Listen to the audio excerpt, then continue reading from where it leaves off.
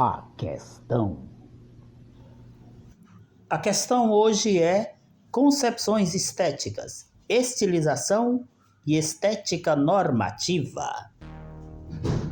Vamos pegar um contexto do período medieval, quando na Europa Ocidental a gente tem um quadro que mostrava que durante a Idade Média não havia grandes interesses pelas artes. E por que não? Porque neste período as artes eram consideradas algo que desviava o fiel do caminho da verdade, da fé. E além disso, a arte era também tida como algo pagão. Assim, os fiéis deveriam se afastar dela. A Igreja Católica, no entanto, um pouco depois, percebendo a utilidade da arte, faz uso dela na pintura e na escultura, com fins didáticos. Já falamos, inclusive, a respeito disso. Qual era a finalidade? Ensinar a religião e infundir o temor do julgamento final. A arte não foi apenas, na Idade Média, usada no Ocidente, mas também no Oriente. E aí a gente tem a utilização no período medieval, conforme eu acabei de falar, mas no Império Bizantino. E aqui é interessante averiguar que houve uma prevalência da ideia de que a beleza não era um valor independente dos outros valores. Valores tais como a justiça, a coragem, etc. Então a beleza era mais um desses valores. E qual era a importância dela? É que ela expressava a verdade no símbolo. A beleza, portanto, ela é um símbolo da verdade. Buscar o belo aqui no Império Bizantino é buscar a verdade, porque o belo, repito, simboliza a verdade. E assim a obra de arte vai ter uma apreciação que terá a seguinte característica: ela vai nos permitir alcançar uma visão direta da perfeição da natureza divina. A obra de arte aqui, então, é algo que remete à divindade. Quanto mais a obra de arte te enleve, atentem bem para o significado desta palavra, enlevar.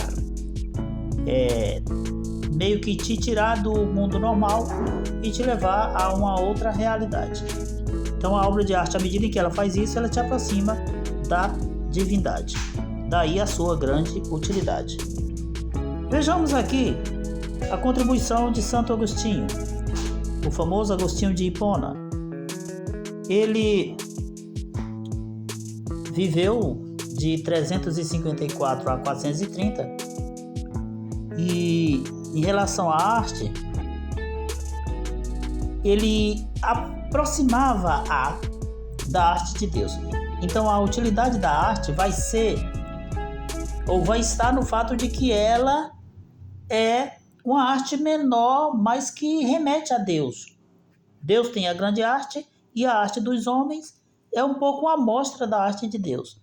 Então a utilidade dela não está nela mesma, mas está na capacidade de remeter a Deus. Santo Agostinho fez uma teoria do belo, e nessa teoria aparece como prevalência a questão da regularidade geométrica.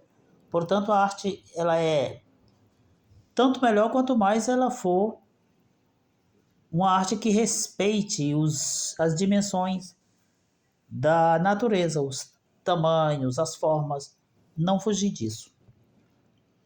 E dentro desta concepção, a gente vai ter um gosto pela proporção.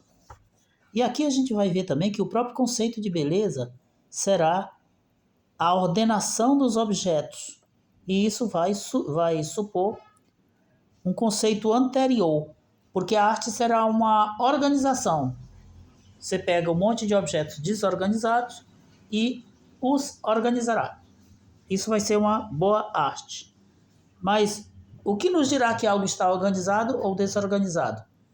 É a adequação deste algo que nós organizamos ao modelo pré-existente. Esse modelo pré-existente está em Deus. Então daí você vai ter uma série de consequências que vão trazer a arte como uma espécie de amostra da grande arte de Deus, mas sempre a arte de Deus vai ter a sobressalência, ela vai ser uma espécie de foto da qual vocês farão as cópias. Pois bem, como é que eu sei? Aí temos um problema.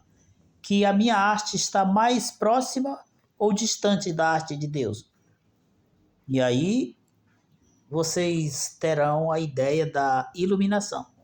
Essa ideia diz o seguinte: Deus nos ilumina, então ele nos diz o que é mais próximo e o que é mais distante daquilo que ele quer. O conceito ideal de beleza, ele fundamenta a objetividade do julgamento da beleza real, concreta. Isso aqui é importante a gente destrinchar. O que está dito aqui é o seguinte: Deus tem a grande arte. A nossa arte, já disse várias vezes, é boa quanto mais ela se aproxima da arte de Deus. Supõe-se que nós saibamos como é a arte de Deus. Como a gente se supõe sabedor, a gente se julga também com condição de fazer um julgamento de que tipo de arte se aproxima mais ou se afasta mais da arte de Deus. É claro que aqui não entra a questão de se dizer, e nós temos mesmo essa condição? A pergunta vale. Chegamos a Tomás de Aquino e vamos ver na teoria dele, só um pensamento rapidinho, é que ele vai afirmar que as formas dependiam de Deus e tinham a chave do ser das coisas. É que na teoria de Aristóteles, a gente tem a questão da matéria e da forma. E a forma é como as coisas se apresentam na natureza, na vida humana. Então essas formas, elas vão depender de Deus.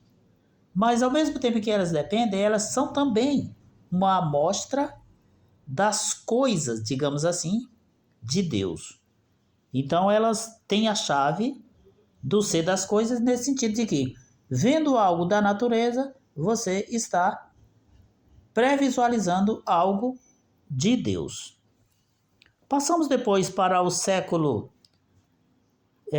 um período que vai do século XIV até o XV. Nós teremos aqui uma sobressalência novamente do naturalismo, mas agora é no Renascimento. O Renascimento artístico, ele vai ficar exatamente situado nesse período que eu falei, século XIV ao XV. Isso a gente fazendo referência à Europa. E aqui a gente vai ter uma situação em que esse Renascimento passou a significar o trabalho do artista ao elevá-lo à condição de trabalho intelectual. Vocês viram na aula anterior que o trabalho do artista era tido como trabalho manual, portanto era um trabalho menosprezado, tratado com menos deferência. E agora ele é, digamos assim, promovido ao naipe de trabalho intelectual. A gente vai ter uma situação em que as artes vão buscar um naturalismo cada vez maior e aí elas vão também manter uma estreita relação com a ciência empírica. O que é isso? É o seguinte, é que a arte não medirá esforço para ser melhor. Inclusive ela vai fazer uso de coisas que a ciência puder fornecer. Se você pega hoje o exemplo do Photoshop, seria algo mais ou menos nessa linha. Hoje a ciência pode oferecer um Photoshop, mas nesse tempo aqui não podia. Mas ela podia oferecer outras coisas que já permitiriam uma melhora. O que é interessante notar aqui é que não se despreza as contribuições da ciência para a feitura das obras de arte. aqui nós teremos uma compreensão de que a arte é criação da inteligência e ela é também imitação da natureza. Vamos ter essa estética renascentista, então, regida pela ideia de que a beleza é propriedade objetiva das coisas. Isso significa o quê? Que a beleza não está nos olhos de quem vê, ela está nas coisas. Se você não vê, o problema é dos seus olhos que não conseguem ver. Teremos esse renascimento, então, vivendo dentro de uma estética naturalista. E aí a gente pode dizer, então era a mesma coisa da sociedade grega? Não, o naturalismo aqui, ele é um pouco diferente do naturalismo grego. E exatamente por isso que eu acabei de falar. Ele usa as coisas, as conquistas da ciência.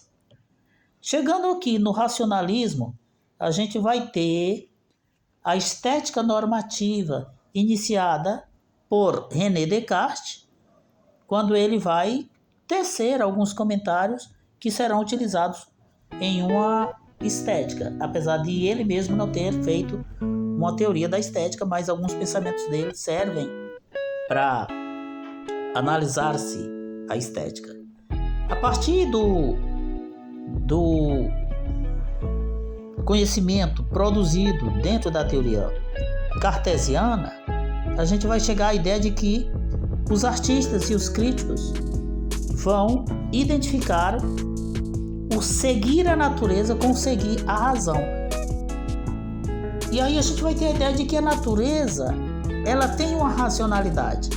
Segui-la, portanto, é seguir a razão.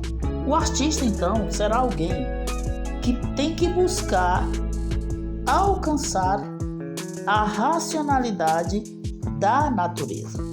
Então há um pressuposto de que a natureza tem essa racionalidade e o artista precisa ser capaz de encontrá-la. Assim a gente vai ter um racionalismo estético que vai durar do século XVII até o XVIII, e nesse racionalismo a gente vai ter a tentativa de se estabelecer normas para um fazer artístico baseado no seguinte axioma: a arte é uma imitação da natureza.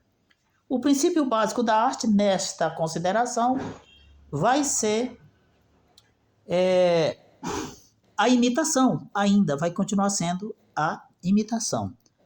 Só que é uma imitação mais de cunho idealista, como eu falei na última aula, não mais realista. Aquela imitação que você pode retocar. E aí a gente vai ter o uso de princípios reduzidos a um sistema, dando origem a uma escola chamada academismo. Em algumas obras, ela é chamada de academicismo e também chamada de classicismo.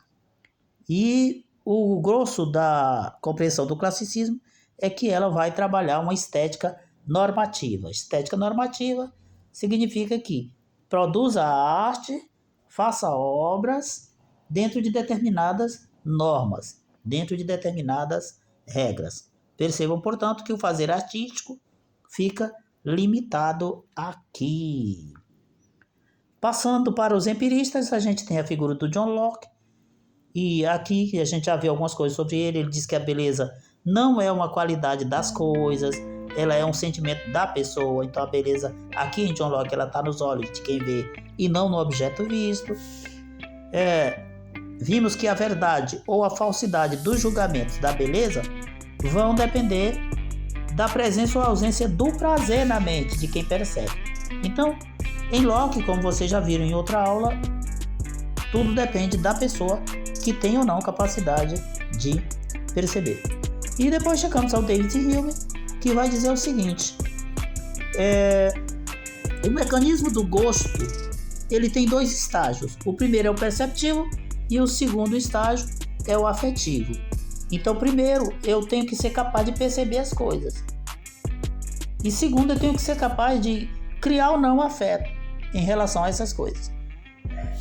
Essas minhas duas capacidades me tornarão alguém que poderá fazer um julgamento oportuno. E, além disso, os julgamentos podem ter também essas duas fases. eu posso fazer um julgamento em relação a ver se algo é mais fácil ou mais difícil de ser captado, ou posso fazer no segundo momento um julgamento averiguando se eu percebo ou não a beleza da coisa.